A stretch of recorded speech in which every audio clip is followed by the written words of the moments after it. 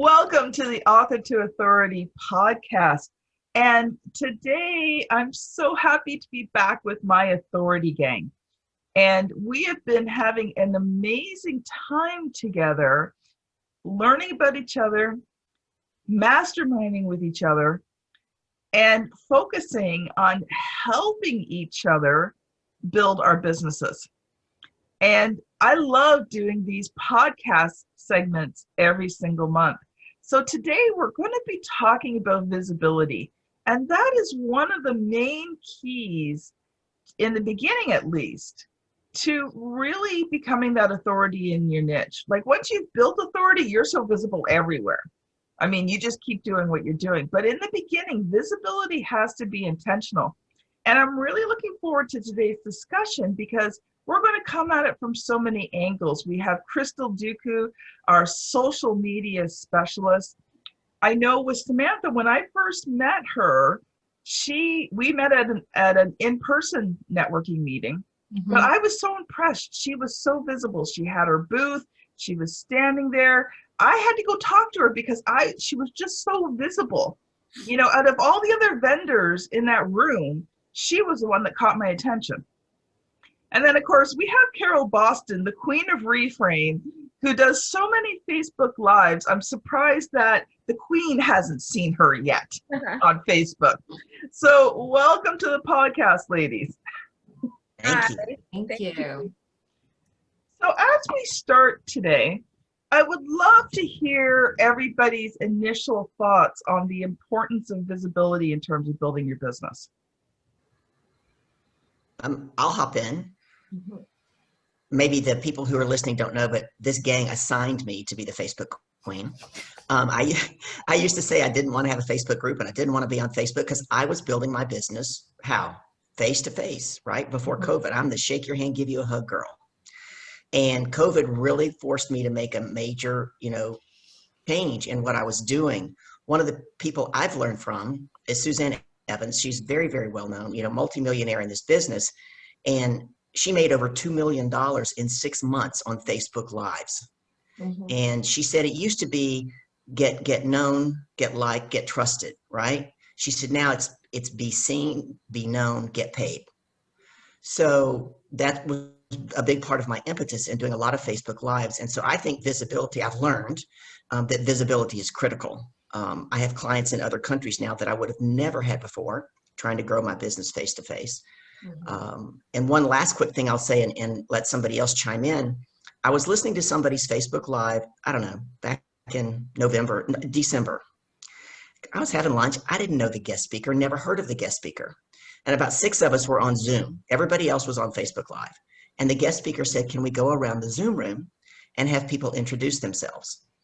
So when I said, my name is Carol Boston, before I could say anything else, the speaker leaned in and she goes, oh, you're the Queen of Reframe. And I thought, oh my gosh, right?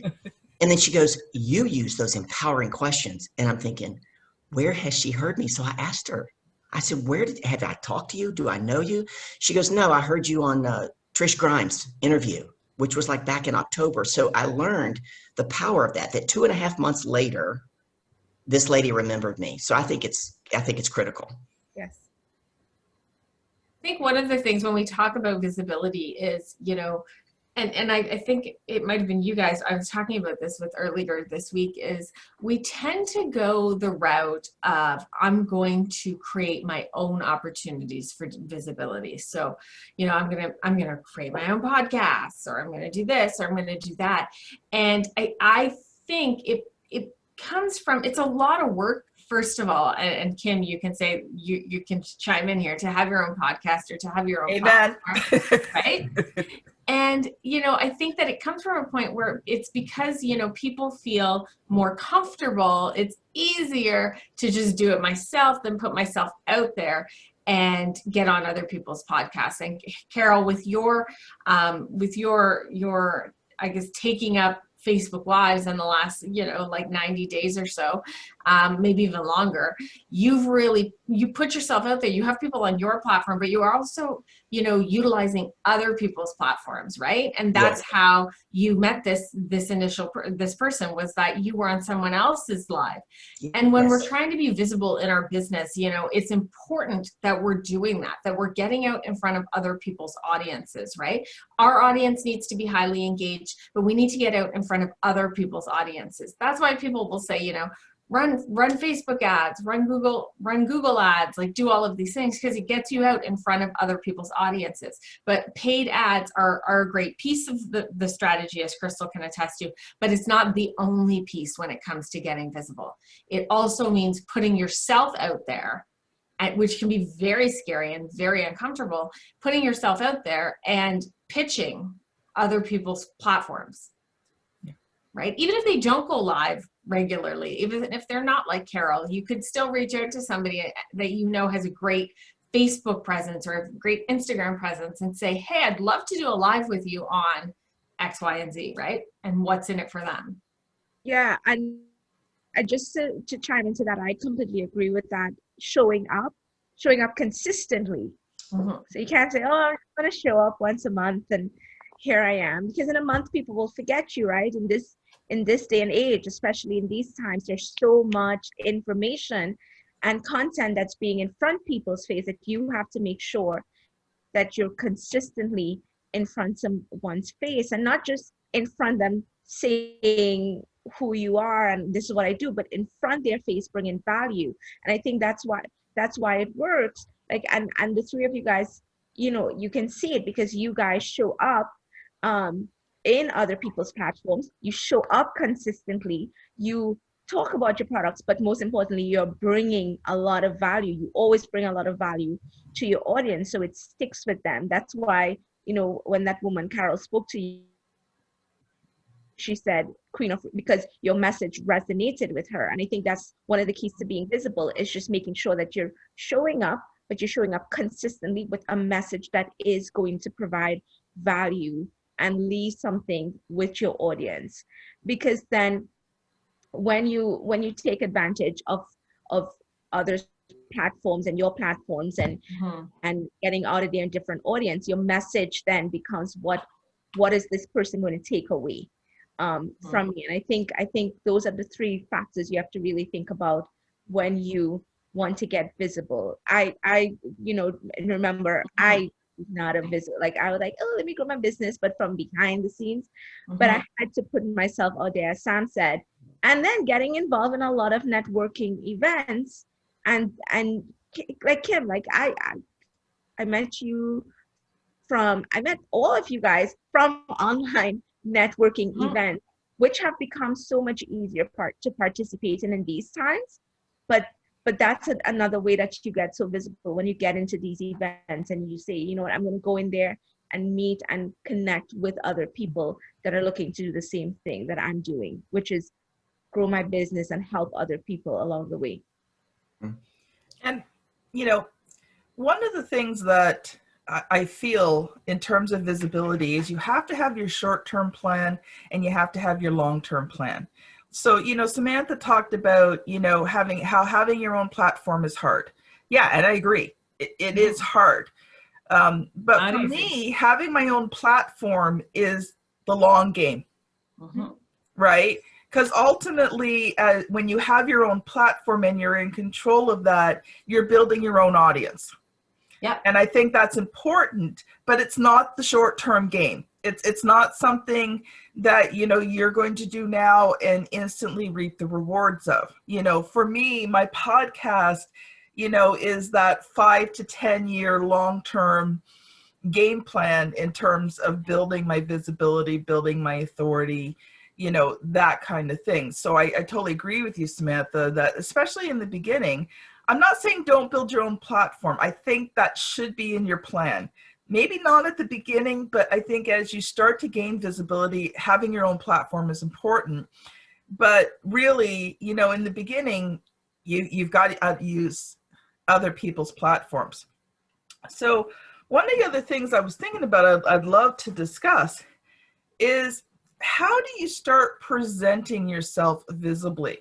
because I think there's a lot of key factors. I think for me, one of the big things in the beginning about gaining that visibility is really having that core marketing message down. Because when you're visible, you have to be confident. Mm-hmm. And for me, you know, when you know who you are, when you know who you serve, and when you know how you serve them, then when you do present yourself, you come across confident. And Carol, I remember last year you were playing around with a lot of your wording, playing around with who you were. You know, who do you serve and how do you serve them? And we were all helping you with wording and you're getting feedback. But I remember when you first said to me, the Queen of Reframe, and you lit up. You lit right up. And I thought, that's it. That's it. Because you have to be able to own it. Mm-hmm. And sometimes it takes time, right? So it doesn't always instantly come. The Extraordinary Word Ninja did not come to me overnight, and I didn't start out that way. But, you know, when the moment was right, it came, and I'm like, yeah, I can own that. I can own the Extraordinary Word Ninja. Right. So let's talk about that. Like, you know, when you're in those first stages of gaining visibility, what are the key elements that an entrepreneur needs? One of the things, I think it was Carol I was talking to this about, you know, you do need to be consistent in your messaging. I mean, a confused mind will not buy, right? A confused mind will not follow. They won't, because they don't get it, right? They just don't understand what it is that you do. And that's why when you're hopping around all the time, and when we first get started, we all tend to like hop around and play with different things and that.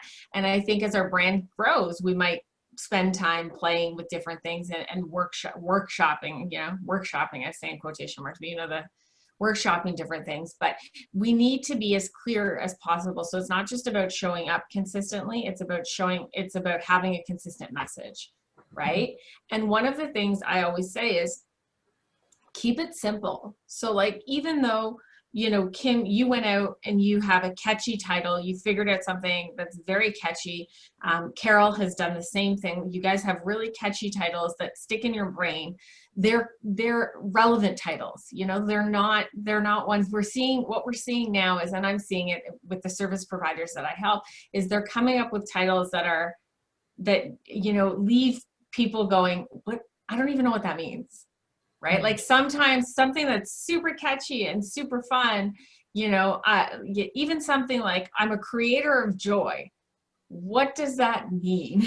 Yeah, exactly. Right. And I'm not saying, and maybe if you have your brand on par, then people get that. Right. Just like I understand when you say the Extraordinary Word Ninja, Kim, well, you publish books. Yeah, that makes sense. Right? Because it's very clear, you're very clear on this is what I do. It's the same with Carol, you know, Queen of Reframe. It's very clear about what she does, the empowering questions, the mindset, the leadership training, the leadership that she does, helping everybody and a few good men, right, become the lioness and lions that they were meant to be. Like, I get it. I'm like, yeah, okay, I get it. But if your brand isn't on par and you haven't kept point and you haven't shown up consistently, and your messaging isn't clear and consistent, those fun titles get lost, right? Because joy, especially with, and I'm thinking joy for whatever reason, maybe because there's the inside out toy on my desk here for joy, but you know, and that's just part of my life is with children. But you know, I think like joy is such a conceptual term that it's like, well, what does that mean? I'm a joy creator or I'm a joy coach or like, what is that? I always stop and go, what does that mean? And maybe that's a good thing. Maybe that's what you want, right? The point is you got to be strategic, right? You got to be intentional when you're getting visible and what kind of visibility is good visibility. Remember how they used to say like even bad press is still press? Yep. Right? That to me, you know, you have to decide if that's what you want, right? Do you want somebody who's always in trouble or do you want, you know, or do you want to have the good press, right? I'm sure Robert, if we look at like a career like Robert Downey Jr., you know, had some real bad press in the 90s and he probably enjoys the press he gets now from being Iron Man a lot better. Yeah. Well, I'm going to take a little bit of a different tact. It's not that I disagree, but when I jumped in, I believe you got to just show up. I didn't have a message. Kim just said it was really clear. I didn't have a message. I didn't have a title. I was fumbling with what my brand was, but I showed up. And so one of the things I help my clients with, and that's why my Facebook Live show is called Courage to Confidence, right? I had enough courage to show up, and then I gained the confidence. And I think if you will do that and be willing to accept feedback from people that you trust, not just critics, like I trusted you guys. I'm give me feedback, right? And you know, Krystle is my social media VA who handles all that. And sometimes she'll just say, no, show up like this, right? Say it like this, do it like this. And because I trust you, I can do that. And that's led to me, just like COVID has led me to becoming the Queen of Reframe. I don't believe I would have found that or not found it as quickly if I was still doing everything face to face. So I think showing up and having the exposure and just saying, here I am, this is who I am, in your authenticity, and looking for feedback from a peer group that you trust will help you then create and step into that brand and that consistent message. Yeah, because that's how we all do it. Like, I think this idea that I started my business and I knew what my brand was and I knew what my title was and I knew it all. Like, if somebody's telling you that, they're lying. We all came out and we all workshopped and we all tried different things. And, you know, like the most important thing was the consistency to try, the consistency to be vulnerable with, I think, you know, Carol, you're 100% right. Not with like the trolls on your Instagram feed, but with people who actually understand your business, understand your mission, understand what you're trying to do, you know, get that trusted group. And then to not be afraid to try things out, take that feedback and try something new. Right? It's a journey. Attached. Yeah. You're not married to anything. And when I was live with you this week, Carol, we talked about that. Like, you're not married to anything. Try it out. You know, we're going to make mistakes. We're going to do the wrong things. We just have to make sure that, you know, we do have people who we trust, who we can talk to about it, and we are assessing kind of what's going on.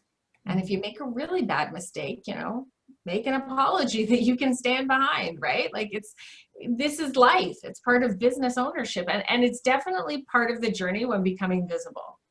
Yeah. Well, I was actually talking to somebody this week. I was doing a little bit of coaching with a person, and I described it like a tree.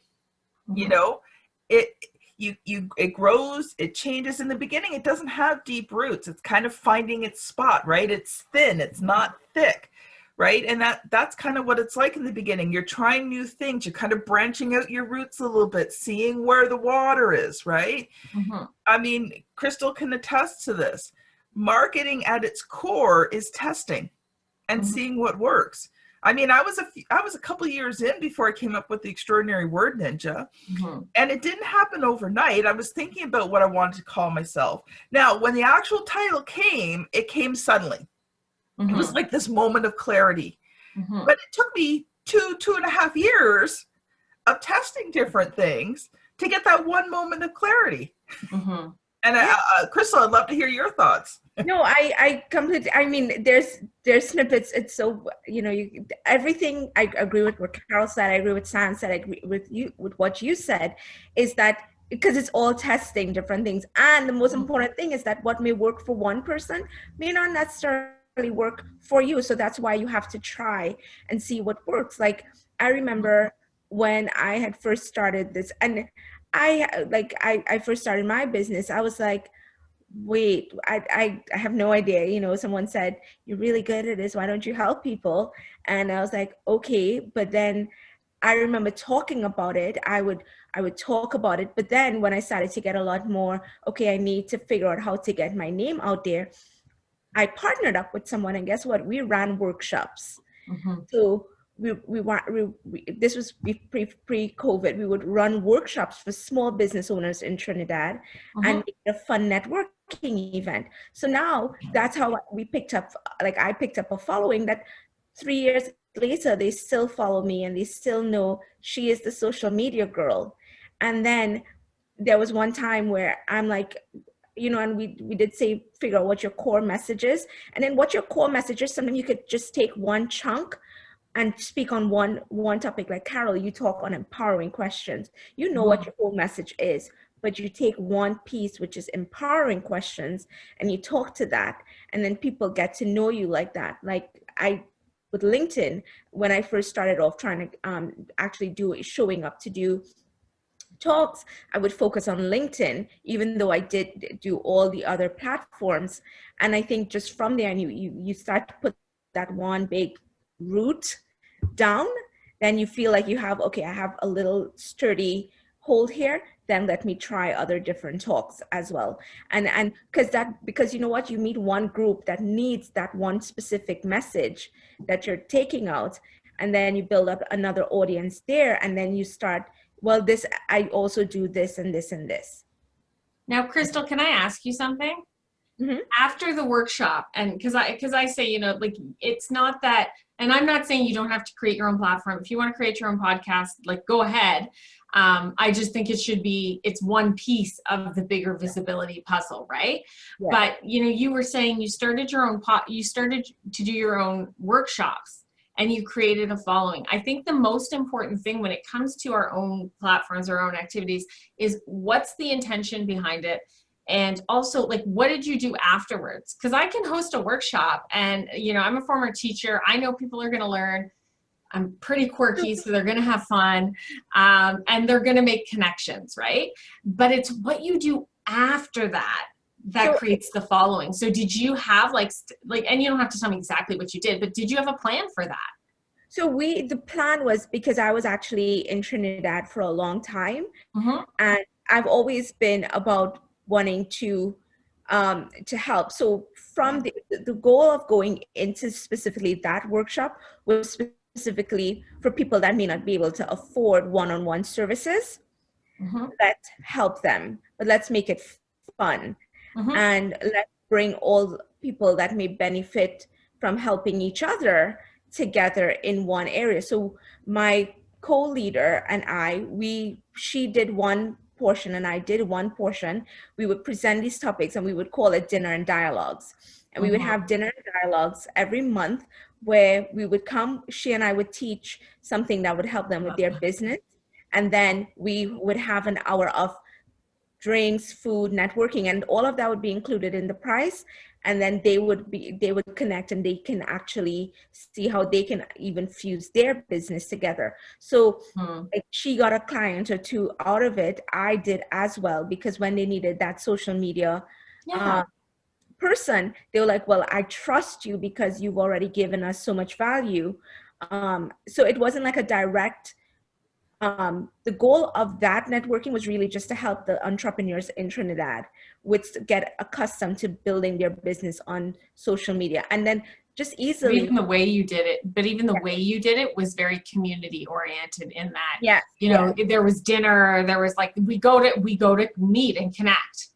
Mm-hmm. Right. So I can see how that would work afterwards. Yeah. I always say to people, what are you going to do next? Like, if you've had a conversation with me, or you've heard me with one of my clients, it's very much about, okay, this is great. What do we want them to do next? Because you're here to help your clients. There's a reason you're here. They're on a journey. They've said, hey, you, right? Like for Kim, your clients are like, hey, you, I need help with my book, because a book is going to help me. A book is a great marketing tool. It's going to help me, you know, figure out my messaging, if that's what you're struggling with. Like, nothing like writing a book, right? There's a beginning, a middle, and an end. And it's going to help me get it. It's another way to help me get out there, because I did run with a title for years. And, you know, I actually don't, people will say to me, well, like, you know, what do you do? And I tell them like who I help and how I do it. But I don't go with, I'm this person or that person, because I help people create, you know, I help service providers package their experience into online products, specifically courses, because I'm a teacher. That's what I do.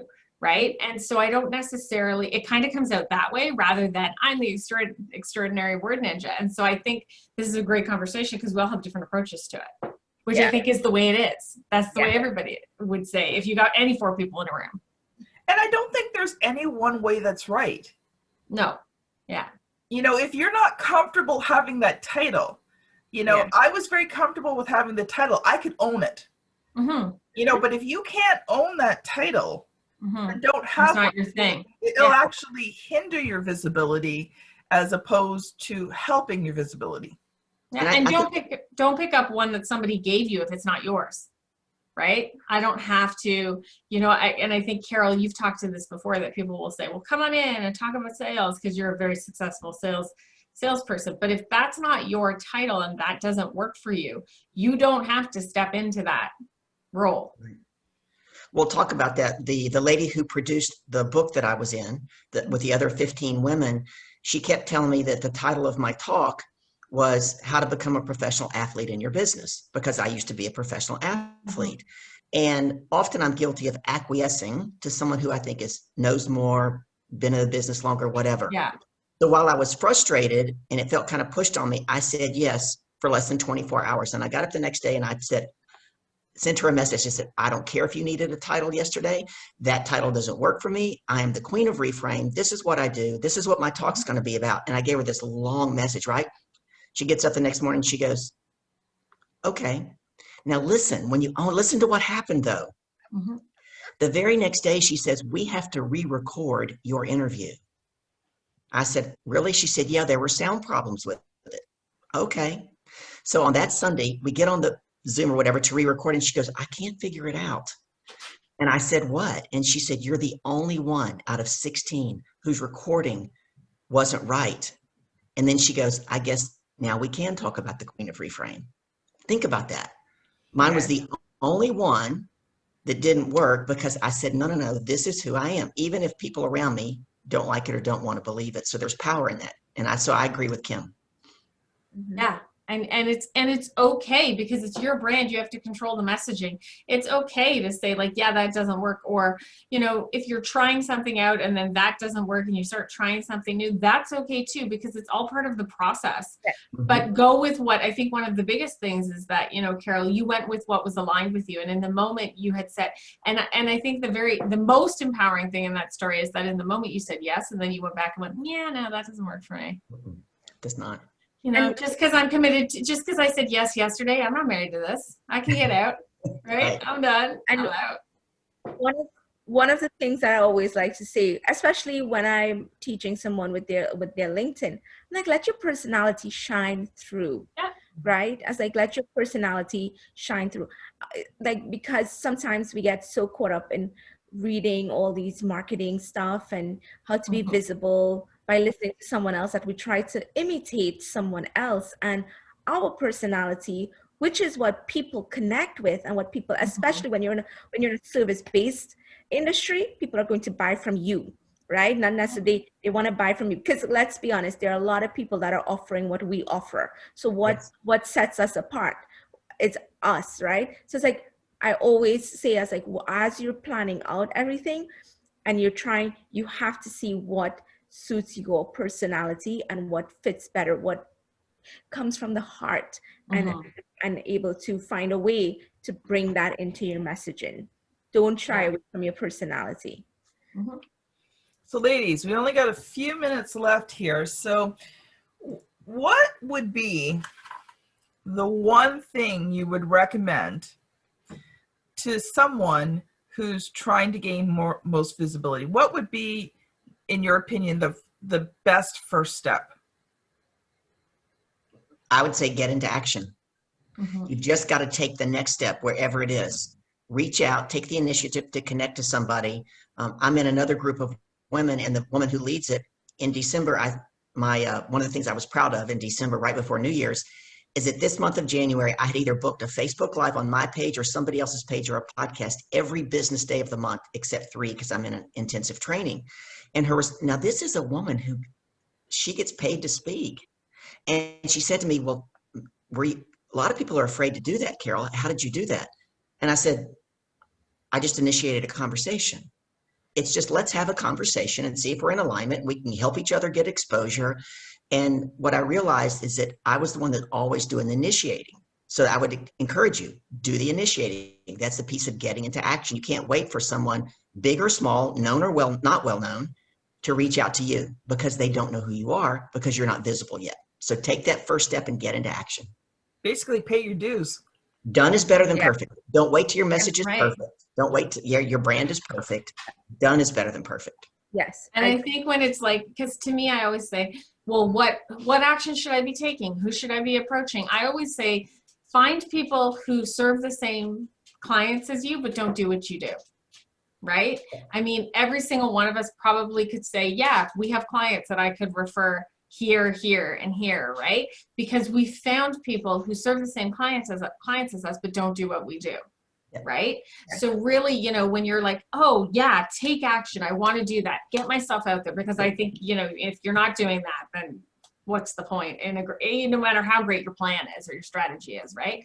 So who are you reaching out to? You're reaching out to people who are serving the same clients as you, but not doing what you do. And that's how you're getting out there and reaching out to them and pitching them. Of course, I always say pitch them with the what's in it for them, right?